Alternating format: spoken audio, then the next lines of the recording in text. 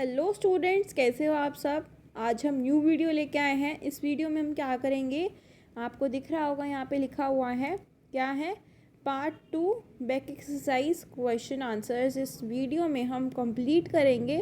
सो अब तक किसी भी बच्चे ने इस चैनल को सब्सक्राइब नहीं किया है तो फटाफट से चैनल को फटाफट से सब्सक्राइब कर दें और नोटिफिकेशन बेल को बजा दें, ठीक है, ताकि आने वाली वीडियोज़ आप तक आराम से आ सके और आप उनको ईजिली देख सकें। So without wasting a further let's get start the video. So first है हमारे पास fill in the blanks. Fill in the blanks में क्या है, फर्स्ट हेयरी बॉडी कोट जो शीप और गॉट की बॉडी पे प्रेजेंट होता है उसको हम क्या बोलते हैं, fleece. Shaving off the body coat of the sheep, उस प्रोसेस को हम क्या बोलते हैं, shearing। क्लीनिंग ऑफ फ्लीस, जब हम फ्लीस को क्लीन करते हैं ताकि उसमें से डर्ट और ग्रीस निकल जाए उसको हम बोलते हैं स्कोरिंग। क्या बोलते हैं, scoring. This is fleece, this is shearing और थर्ड क्या है, स्कोरिंग। अगर आपको स्पेलिंग्स में कोई डाउट हो तो आप मुझसे कमेंट्स में पूछ लेना, गलत मत लिखना। प्रोसेस जब हम सेपरेट करते हैं हेयर को डिफरेंट टेक्सचर्स के लिए फ्लीस में से, उस प्रोसेस को हम बोलते हैं सॉर्ट करना, ठीक है। सो हम इसको क्या बोलते हैं, sorting.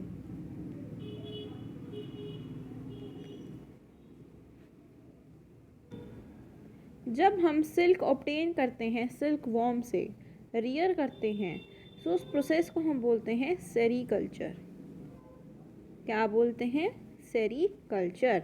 Dash is the process of separating silk fibres from cocoons, उस प्रोसेस को हम बोलते हैं रीलिंग। सिल्क थ्रेड जो है प्रोटीन से बनता है। नेक्स्ट है अब हमारे पास true false. Synthetic fibres manufacture किए जाते हैं फैक्ट्रीज के अंदर, that is true statement, so right है ट्रू।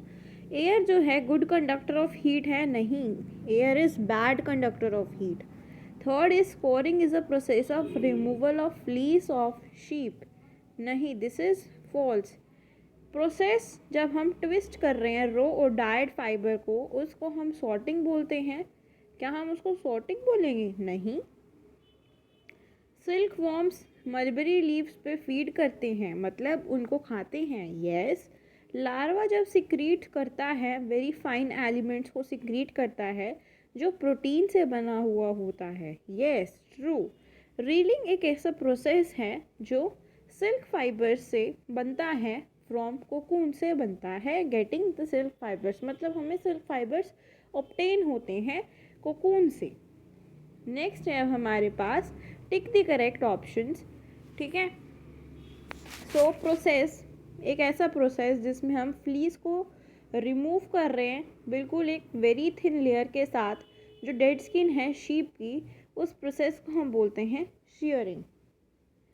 जिसमें सेकंड है which of the following animals does not yield wool, कौन से एनिमल्स जिसमें से ईल्ड नहीं करते वूल को, दैट इज बुफेलो।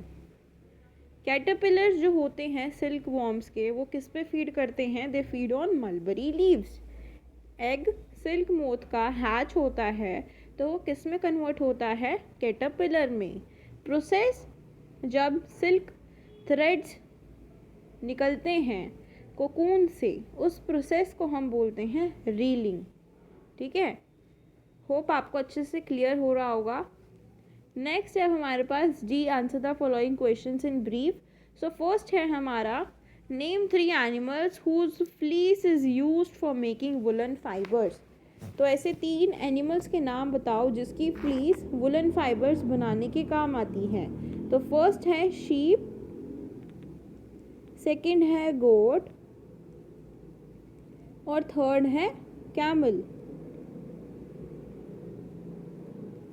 ठीक है। अब 3 कॉमन वेराइटीज़ कितनी हैं, कैसी हैं वूल की, 3 कॉमन वेराइटीज़ के नेम्स लिखने हैं। फर्स्ट है एंगोरा,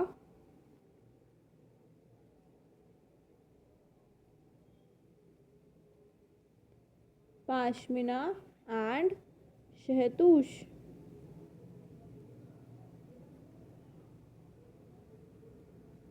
क्लियर। नेक्स्ट है सॉर्टिंग का क्या मतलब होता है।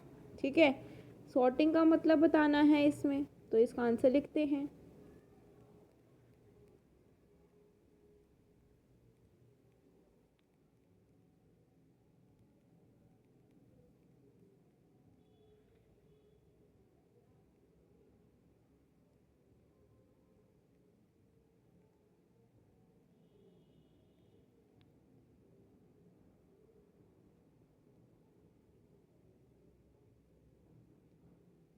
The process of separating hair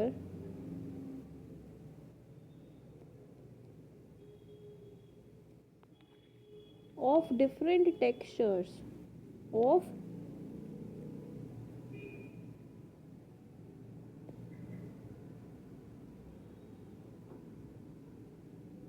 different textures from the fleece।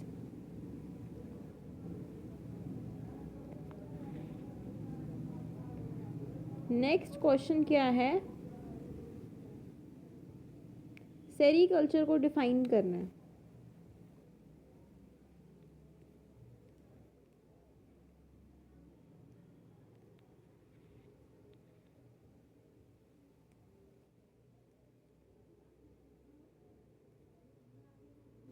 The process of rearing of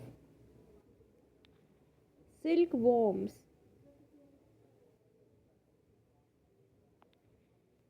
for obtaining silk।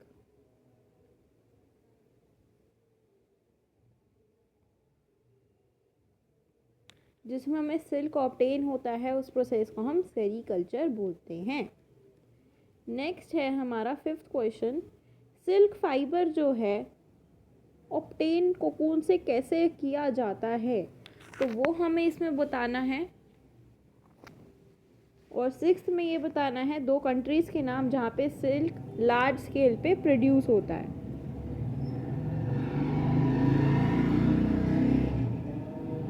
So fifth question का आंसर है silk fibre is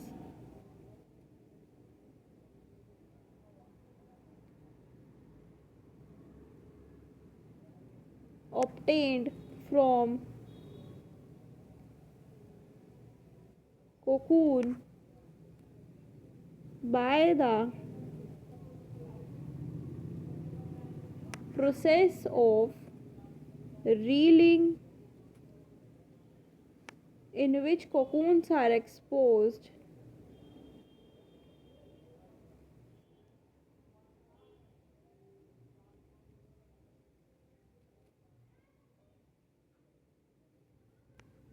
to steam, and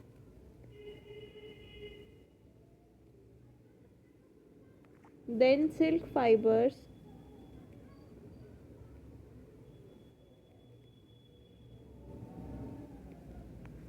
are separate out।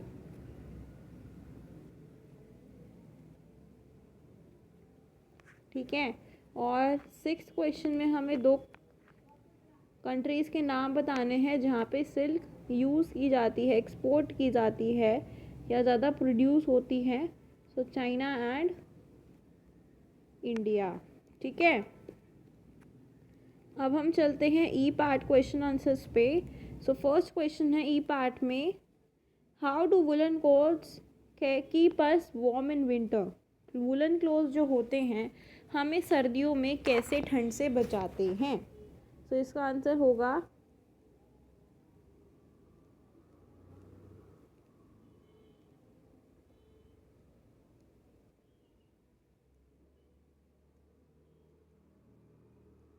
E part question answers का first number answer है, it is because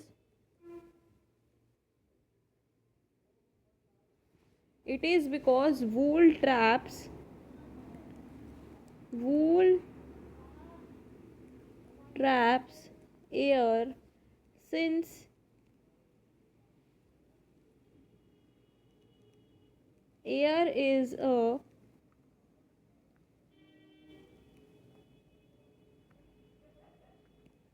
poor conductor of heat, so it does not allow it does not allow our body heat to escape. This keeps our body warm during winters.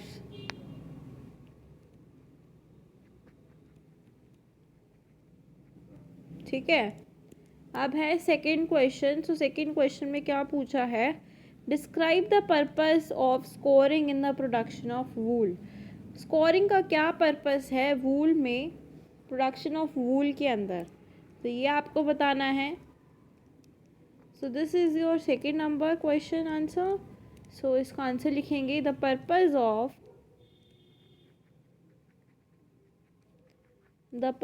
Of scouring is to remove dirt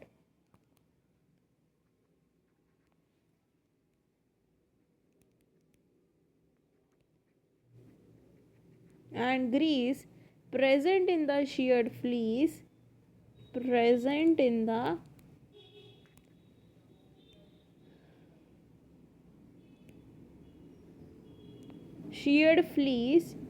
by washing it in hot water,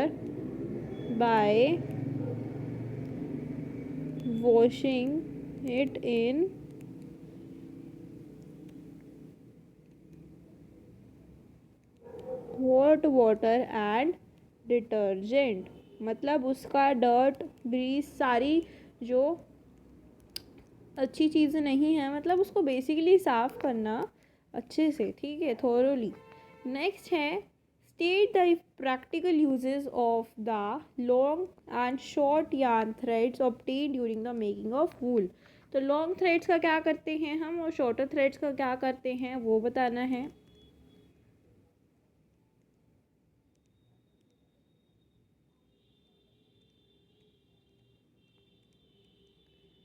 So longer threads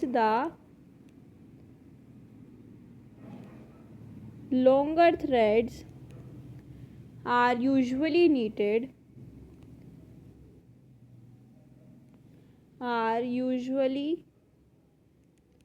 knitted to make sweaters, mufflers,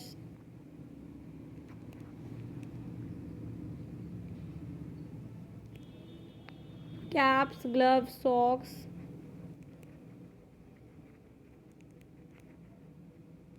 etcetera. ठीक है, और जो shorter threads होते हैं, short threads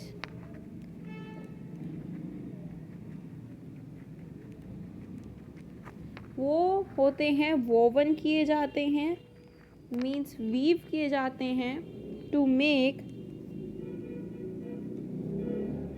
woolen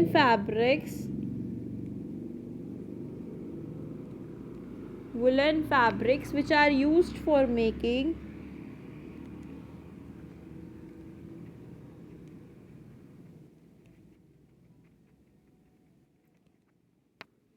coats, trousers,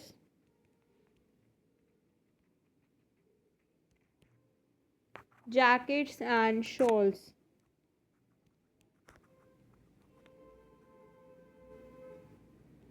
etcetera. ठीक है, अब हमें पता चला कि शॉर्ट थ्रेड्स किस लिए काम आते हैं और लॉन्ग थ्रेड्स किस काम आते हैं। नेक्स्ट है हमारा फोर्थ क्वेश्चन। आपको शॉर्ट नोट लिखना है रियरिंग ऑफ सिल्क वॉर्म्स के ऊपर। ठीक है, तो रियरिंग ऑफ सिल्क वॉर्म में क्या बताएंगे हम कि फीमेल सिल्क मोथ ले कर रहे हैं 100 ऑफ एग्स को, जो सुटेबल टेम्परेचर पे स्टोर किए जाते हैं। ठीक है, फिर उनको हम मलबरी लीव्स फीड कराते हैं, फिर वो एक लिक्विड को सिक्रीट करता है जो एयर के कांटेक्ट में आने से एक फाइन थ्रेड बन जाता है जिसको हम सिल्क बोलते हैं, और फिर जो कैटरपिलर है वो अपने आप को कम्प्लीटली कवर कर लेता है इन फाइबर्स के अंदर और उसको हम कोकून बोलते हैं। तो इसी वजह से जो सिल्कवॉर्म है सिल्क मोथ में कन्वर्ट हो जाता है कोकून के अंदर। तो ये चीज़ आपको इसमें लिखनी है।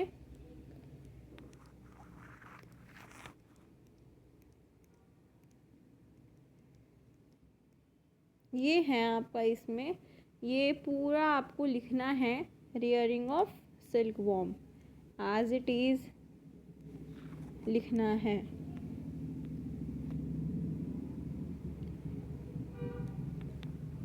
ठीक है, यहाँ से शुरू करेंगे और एंड तक आपको कोकून तक लिखना है। This is your E part 4th number answer. ठीक है, अब हमारा 5th है लास्ट क्वेश्चन। सो 5th क्वेश्चन में क्या है, डिस्क्राइब करना है डिफरेंट स्टेजेस को जो सिल्क मोथ की लाइफ साइकिल में होती हैं। सो डिफरेंट स्टेजेस कौन कौन सी होती हैं life cycle of the silk moth.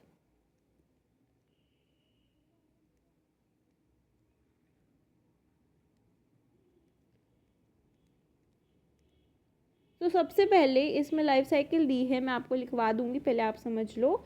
इसमें क्या गिवन है, सबसे पहले एग्स होते हैं, एग्स सिल्क वॉर्म में कन्वर्ट होते हैं, सिल्क वॉर्म में कोकून फॉर्म करता है। ठीक है, फिर कोकून से मोथ बनता है, ये चीज़ होती है। ठीक है, अब इसका आंसर हम लिखते हैं और इस चैप्टर को एंड करते हैं और आपको समझाया होगा अच्छे से। So this is your 5th number answer. So stage 1 is eggs. So an egg is the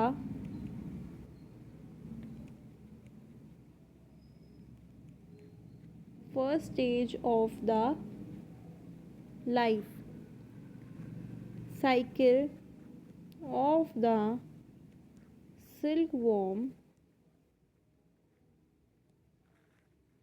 Female moth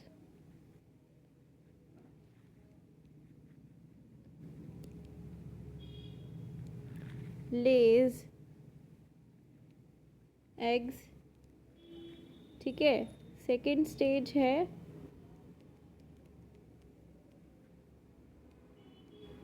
that is silkworm।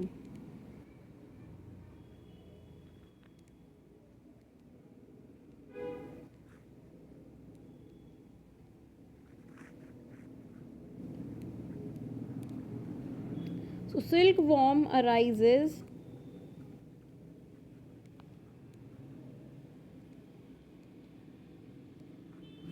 from the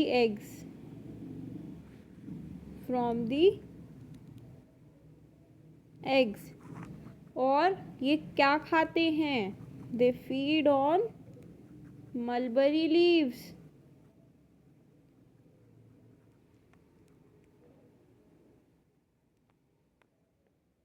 for 25 to 30 days।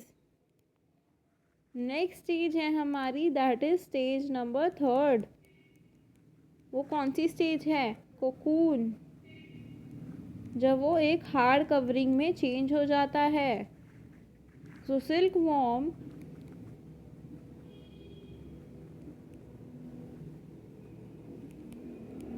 Secretes a liquid, silk worm एक liquid को secrete करता है जो harden कर देता है उसकी covering को, which hardens on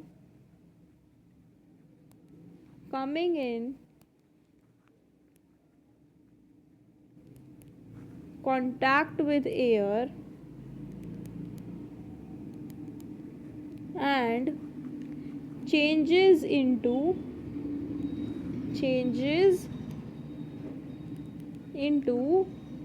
fine thread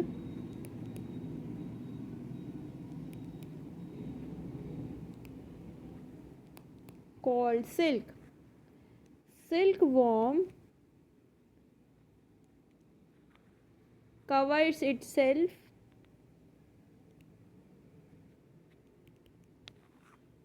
with these threads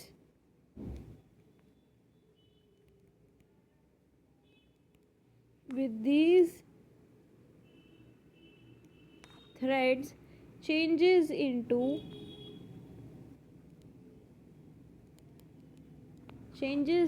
a silk moth inside it.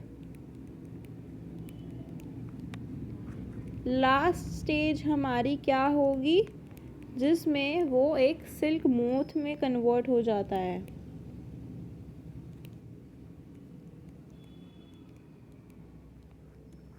So female moth, the female moth lays eggs and thus the